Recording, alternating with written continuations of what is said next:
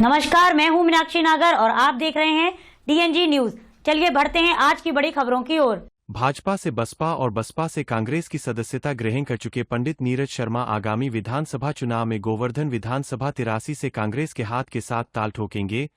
गुरुवार को लखनऊ में कांग्रेस प्रदेश अध्यक्ष अजय राय के द्वारा पंडित नीरज शर्मा को कांग्रेस की सदस्यता ग्रहण कराई गई। इस संबंध में डीएनजी न्यूज से हुई बातचीत के दौरान गोवर्धन विधानसभा 83 से संभावित विधायक प्रत्याशी पंडित नीरज शर्मा ने कहा कि पूर्व का इतिहास कांग्रेस को लेकर गोवर्धन विधानसभा में जो भी रहा हो, लेकिन 40 साल के बाद एक बार फिर से कांग्रेस जीत का परचम लहराएगी।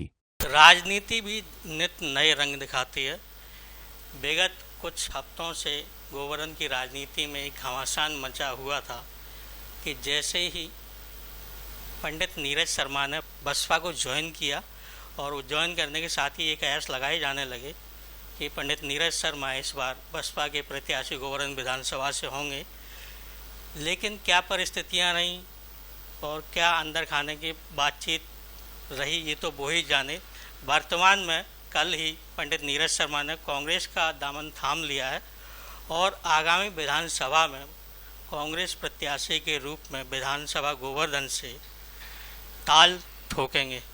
तो पंडित जी, सबसे पहले तो आपने कांग्रेस ज्वाइन की, चलिए वो आपका मत हो सकता है, लेकिन जिस विधानसभा में कांग्रेस पिछले 40 साल से अपनी सीट नहीं निकाल पाई हो और आखिरी जीत उसकी 1985 में आई थी।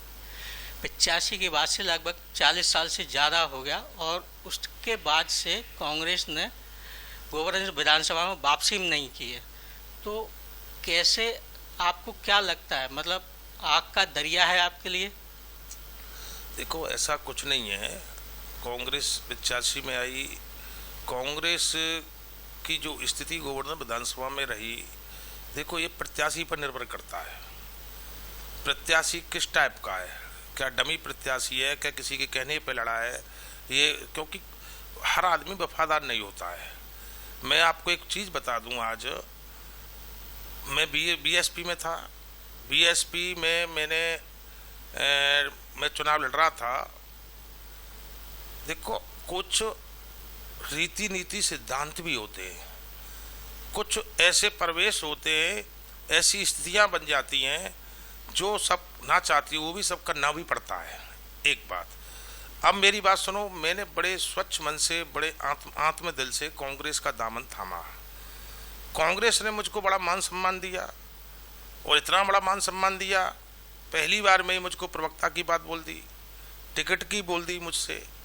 अब रहा कांग्रेस की विकट जीतने की बात, तो मैं आज एक बात आपको और बता दूं। गोवर्धन विधानसभा में सवर्ण वोट और दलित सवर्ण वोट बहुतात में है। वहाँ कोई पार्टी स्टैंड नहीं करेगी, वहाँ प्रत्याशी स्टैंड करेगा। वो एक ऐसी विधानसभा है, उस विधानसभा ने पार्टियों को कभी स्टैंड नहीं किया, सिर्फ प्रत्याशी को किया है और प्रत्याशी को ही वहाँ की जनता जिताती है। वो एक आम आदमी को भी चुनाव जिता देती है। जैसे अजय कुमार पोइया को जिता दिया था, उसको बेचारा महागरीब था, कोई धनवल नहीं था उसके पास। और ऐसी हमारी विधानसभा है, ऐसी हमारी विधानसभा की जनता है जो किसी को भी चुनाव जिता सकती है। एक बात। दूसरी बात, मैं एक बात और बोलना चाहता हूं। आज की तारीख में कांग्रेस कमजोर नहीं है। गरीबों की, शोषितों की, वंचितों की, सवर्णों की जो लड़ाई लड़ रही है, वो कांग्रेस पार्टी लड़ रही है। जिले स्तर से लेकर आप प्रदेश स्तर देख लीजिए, राष्ट्र स्तर तक पर देख लीजिए, आप कांग्रेस पार्टी लड़ रही है और विपक्ष की भूमिका बहुत अच्छी तरीके से कांग्रेस पार्टी निभा रही है और बीजेपी को एक तरह का नेस्त नाबूद कांग्रेस पार्टी ने कर दिया है। बीजेपी किसी लायक नहीं छोड़ी है। अगर आज चुनाव करा लिया जाए तो भारतीय जनता पार्टी औंधे मुंह गिरेगी और कांग्रेस पार्टी की सरकार बनेगी। रही हमारी विधानसभा की बात, विधानसभा में हम आपको एक वायदा करते हैं, एक वचन देते हैं। गोवर्धन विधानसभा की जनता कांग्रेस पार्टी को अब की बार गोवर्धन विधानसभा में जिताएगी। क्यों जिताएगी? वही कांग्रेस पार्टी है जी गोवर्धन विधानसभा का जो देहात का हिस्सा है, वही कांग्रेस पार्टी है जो किसानों के आपके कर्जे को माफ किया। उन्होंने पूरा पैसा जो किसानों पे लोन थे, कितना भी पैसा था, वो सब एक ही कांग्रेस पार्टी ने किया है, भाजपा ने नहीं किया है। किसानों को जो लाभ दिया वो कांग्रेस पार्टी ने दिया। और कांग्रेस पार्टी जहां उनकी सरकार है वहां भी किसानों को लाभ दे रही है, आम जनता को लाभ दे रही है। इसलिए कांग्रेस पार्टी की तो जमीन हम तैयार करेंगे। कांग्रेस पार्टी को तो हम अपनी मेहनत से, अपनी जनता के बल से, जनता जनार्दन के बल से कांग्रेस पार्टी को जनता गोवर्धन की जिताएगी और निश्चित जिताएगी। पिछले 4 चुनाव की बात करें तो कांग्रेस प्रत्याशी अपनी जमानत तक नहीं बचा पाए हैं। 2017 में सपा गठबंधन के साथ में रणवीर पांडव जी चुनाव लड़े, कांग्रेस और सपा का पैक्ट हुआ, 6000 वोट भी नहीं बटोर पाए। 2022 में दीपक चौधरी को आनंद फानंद में प्रत्याशी घोषित किया गया, मानवर 4000 वोट लेके आए, उनकी भी जमानत जब्त हो गई।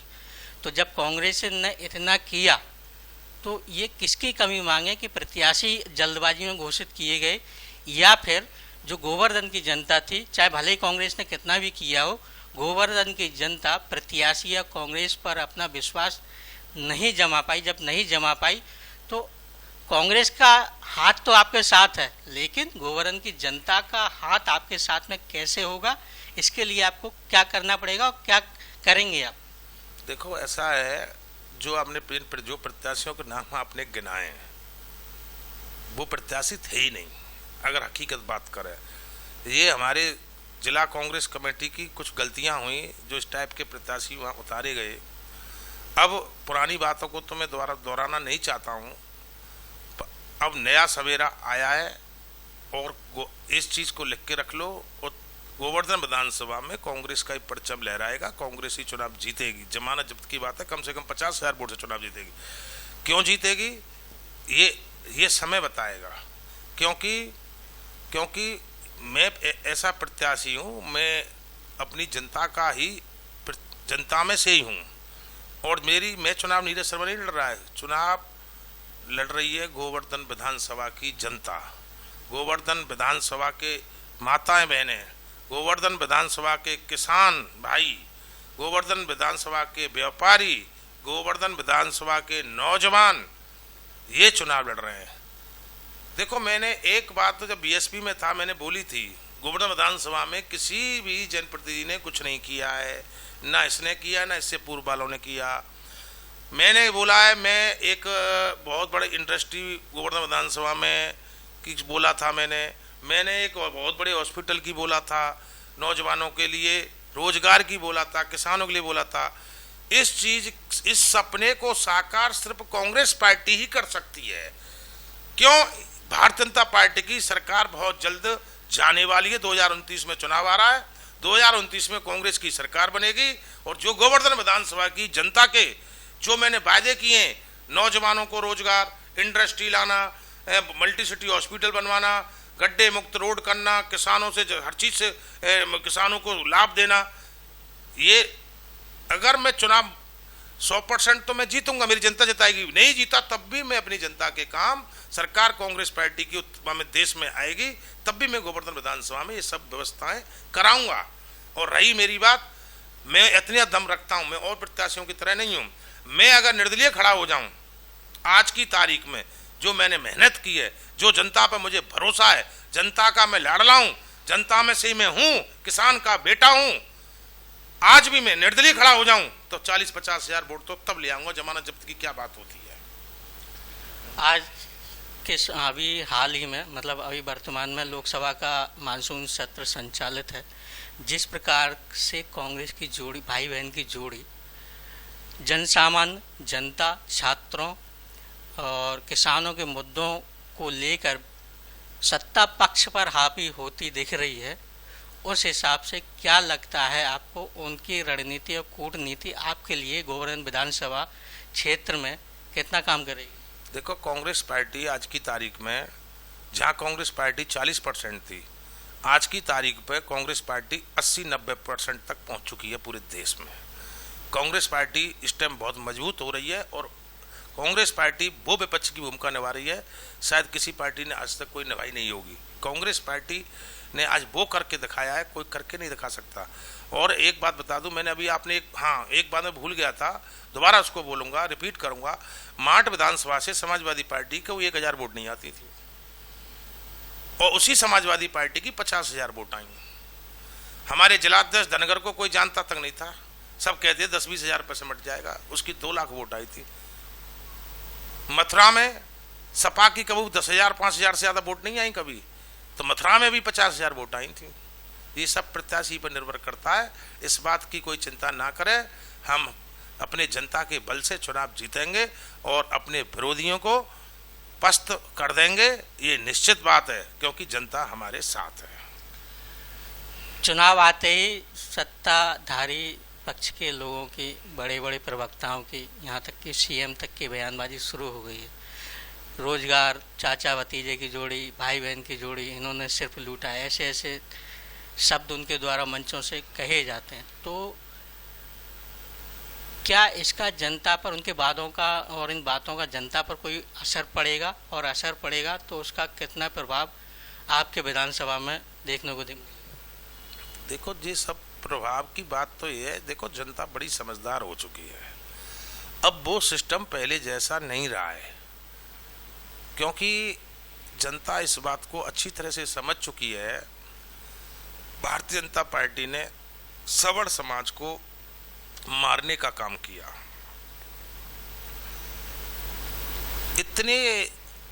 इतना भेदभाव उन लोगों को नहीं करना चाहिए था, इसका लाभ कांग्रेस को मिल रहा है। भारतीय जनता पार्टी ने किसी भी जाति के बारे में नहीं सोचा, सिर्फ लड़ाने का काम किया है। यूजीसी लाए जे, यूजीसी में जो फेलियर हो गए, SC ST में फेलियर हो गए, ऐसा कोई काम इन्होंने नहीं किया है जो इनको जनता वोट दे। सिर्फ लड़ाने का काम किया है, हिंदू मुस्लिम किया है। और मेरी विधानसभा में 10-20 हजार मुस्लिम वोट भी है। उन मुस्लिम भाइयों की क्या हालत बना रखी है, ये उन्हीं से पूछना जाके। और उनको, उनके साथ उनका शोषण हो रहा है, हमारे मुस्लिम भाइयों का वह शोषण हो रहा है। चलो मान लीजिए कोई गलत है तो उसको दंड मिलना चाहिए, हम भी कहते हैं इस बात को, पर जो निर्दोष है उसको नहीं फंसाना चाहिए। ये भी हमारी विधानसभा में हो रहा है। अंतिम सवाल, कांग्रेस का हाथ आपके साथ है, इस बार फाइनल है बिल्कुल? गोवर्धन विधानसभा से कांग्रेस प्रत्याशी के रूप में जनता पंडित नीरज शर्मा को देखना चाहेगी? बिल्कुल फाइनल है, निश्चित है। और जनता देखेगी, सोचेगी, समझेगी और जिताएगी भी। और मैं अपनी जनता से एक अपील करना चाहता हूँ। कुछ लोग मुझसे ये कह रहे थे, आप इतनी जल्दी पार्टी छोड़ दी आपने, आपने एक साथ कांग्रेस में आ गए, ऐसा क्यों? ये प्रश्न लोगों का है और मीडिया का भी है। मैं आज आपको एक बात बता दूं, BSP में धनबल जीत गया और एक किसान का बेटा हार गया। एक किसान का बेटा हार गया, इस बात का मेरा किसान, मेरी विधानसभा इस बात का बदला जरूर लेगी। क्यों? मैं तो किसान का बेटा हूं, मुझ पास इतना धनबल नहीं है, मेरे पास इतना पैसा नहीं है,